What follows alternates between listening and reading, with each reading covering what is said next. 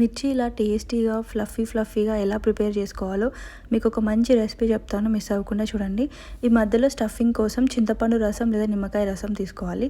నేను ఇక్కడ చింతపండు రసం తీసుకున్నాను. దాంట్లోకి 2 టేబుల్ స్పూన్ల శనగపిండి, 1/2 టేబుల్ స్పూన్ ఓమా, 1/4 టేబుల్ స్పూన్ ఉప్పు, 1/4 టేబుల్ స్పూన్ జీలకర్ర పౌడర్ వేసుకొని మంచిగా మిక్స్ చేసుకుందాము.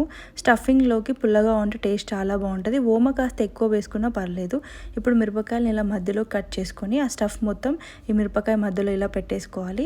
ఇలా పెట్టుకోవడం వల్ల మనం మిర్చి తిన్నప్పుడు టేస్ట్ చాలా బాగుంటుంది. అండ్ దీనికోసం మనం శనగపిండి కలుపుకుందాము. నేను ఇక్కడ 1/4 కప్తో 4 కప్స్ శనగపిండి తీసుకున్నాను. దాంట్లో 1/4 table spoon soda, 1/4 table spoon ఉప్పు, 1/4 టేబుల్ స్పూన్ కారము, 1/4 టేబుల్ స్పూన్ కంటే కాస్త ఎక్కువ అల్లం వెల్లుల్లి పేస్ట్, చిటికెడు పసుపు వేసుకొని పిండిలో ఇవన్నీ కలిసేలాగా ఒకసారి కలుపుకోవాలి.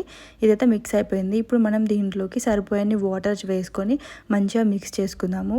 ఎక్కువ పలుచగా కాకుండా మరీ ఎక్కువ గట్టిగా కాకుండా మీడియంలో కలుపుకోవాలి. అలా కలుపుకుంటేనే మనకు మిర్చికి పిండి చాలా బాగా పట్టుకుంటుంది. అండ్ 5 మినిట్స్ పాటు మంచిగా బీట్ చేసుకుంటే మిర్చీలు ఫ్లఫీగా వస్తాయి. ఆయిల్ అయితే వేడైపోయింది. ఇప్పుడు మనం ఇందులో మిర్చీలు మనం కట్ చేసి పెట్టాము కదా, దాంట్లో 3 ఫింగర్స్ పెట్టి ఆ మిర్చికి ఈ పిండిలో ముంచి వేయాలి. అప్పుడే మిడిల్లో గ్యాప్ వచ్చేసి లోపల మిర్చి కూడా మంచిగా ఫ్రై అవుతుంది. మీరు కంప్లీట్గా క్లోజ్ చేస్తే మిర్చి సరిగ్గా ఫ్రై అవ్వదు, అప్పుడు అంత టేస్ట్ చాలా బాగోదు. సో ఎప్పుడు కానీ మీరు మిర్చీలు చేసేటప్పుడు ఈ టిప్ని మంచిగా ఫాలో అవ్వండి. చూడండి, మిడిల్లో కూడా గ్యాప్ వచ్చేసరికి ఎంత మంచిగా ఫ్రై అయిపోతుందో, లోపలికి ఆయిల్ వెళ్ళిపోయి. అంతే, ఇంకా వేడి మిర్చీలు అయితే రెడీ అయిపోయాయి.